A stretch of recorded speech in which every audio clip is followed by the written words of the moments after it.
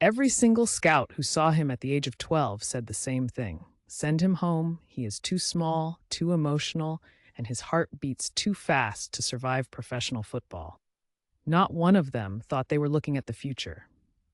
There was a medical report that circulated quietly among the coaches, one that could have ended everything before it began. A document that was never meant to be ignored, and yet somehow it was. What happened next defied every prediction written on that page. He was born on the 5th of February, 1985, on a small volcanic island in the Atlantic Ocean, the youngest of four children in a household where silence meant there was no money left for food that week. The island was beautiful from a distance, but beauty does not feed a family.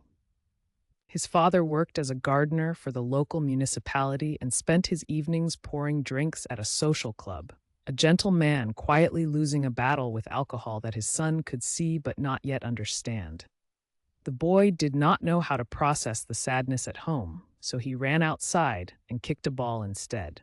The family lived in a small tin-roofed room at the top of a hill, so cramped that all four children shared a single mattress on the floor. It was the kind of poverty that does not announce itself. It simply becomes the air you breathe every single day. By the age of 7, he was already skipping meals to spend more hours on the street with a ball, and the neighborhood kids noticed something unsettling about him. He did not play football to have fun. He played it like he was trying to outrun something invisible. No one around him understood what that thing was yet. At 12 years old, he left the island alone, carrying a single bag and a football, boarding a plane to mainland Portugal to join a football academy in Lisbon. His mother wept at the gate, and he did not look back, because if he had, he would have walked home. The other boys at the academy came from Lisbon, from Porto, from families with money and connections, and they immediately noticed his island accent and the way he dressed. Every evening for the first 3 months he called home and cried, begging his mother to let him come back. Then the doctors found it, a racing heart condition, a tachycardia that made the other coaches whisper among themselves that his career would likely never begin in any serious way. He was taken aside and told to prepare himself for a different future. If you have followed this far, you already sense that what was about to happen would change everything. Stories like this one rarely get told the way they deserve. And if you want to be here when we uncover the ones that never make the headlines, follow the channel now, because we are only just beginning. He chose surgery over surrender. At the age of 15, doctors performed a procedure to correct the heart arrhythmia, and within weeks, he was back on the training pitch, more driven and more ferocious than anyone had ever seen him before. The fear of losing football had made him incapable of taking it slowly.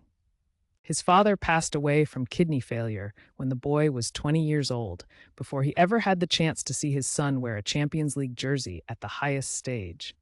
It was a grief that never fully healed, and those who knew him said it became the fuel he could never extinguish. At the age of 16, he was promoted to the first team of a historic Lisbon club, becoming the only player in that club's history to have played for every youth level and then the senior squad in the same season. The coaches still argue to this day about who deserves credit for giving him that chance. He ran a preseason friendly against one of the most famous clubs in England and played so well that by halftime, the visiting manager had already called his chairman. The deal that followed would cost a fee that had never been paid for a teenager in English football history at that time.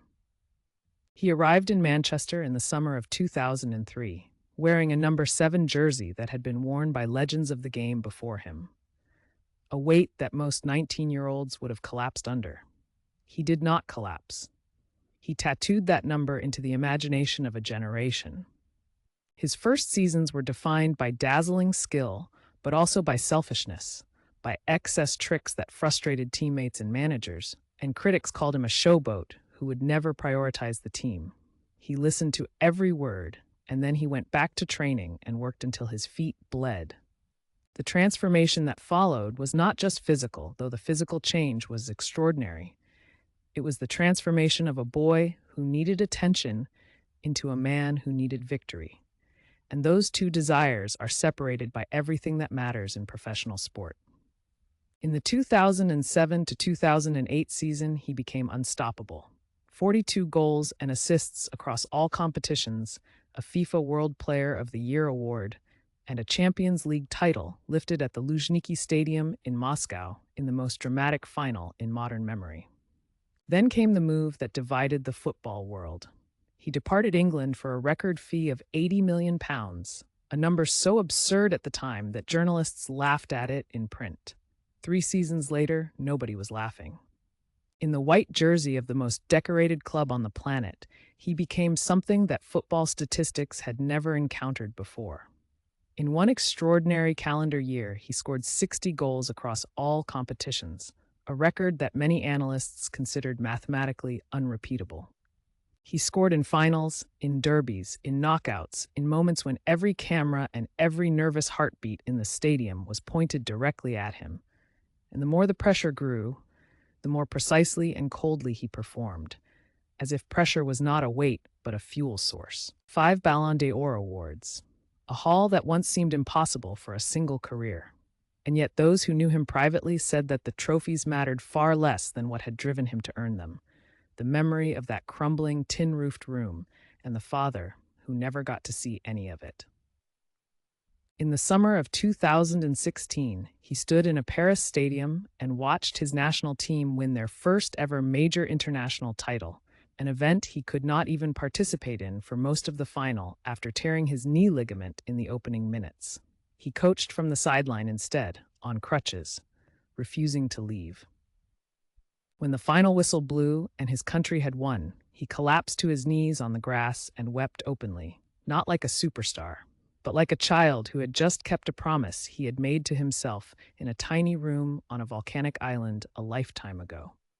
What Cristiano Ronaldo built was not just a career, it was a proof of concept for an entire generation that relentless will, deployed with extraordinary discipline, can override every limitation that circumstance places on a human being. He moved to Italy, then returned to England, then moved to the Middle East, and at every stop the conversation was the same. Is he finished? And at every stop, the answer was delivered on the pitch in the same language he had always spoken, in goals and in records and in silence. He surpassed 800 career goals and then 900, numbers that other players spend entire careers trying to reach by halftime.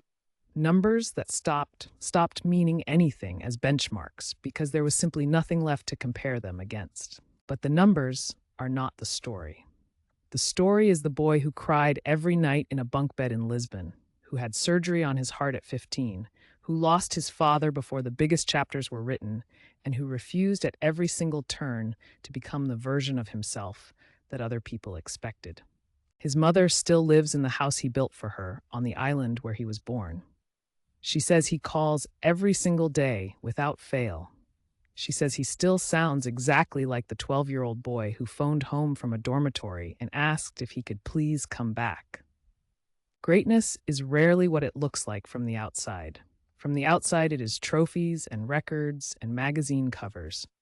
From the inside, it is a child who decided that the world was wrong about him and spent every single day of his life making sure it knew it. Every untold story like this one exists because someone refused to let the easy version of the truth stand unchallenged. If you want to be here for the next story that the highlight reels forgot to tell, follow the channel, because the footballers who changed everything are the ones whose real journey almost nobody witnessed.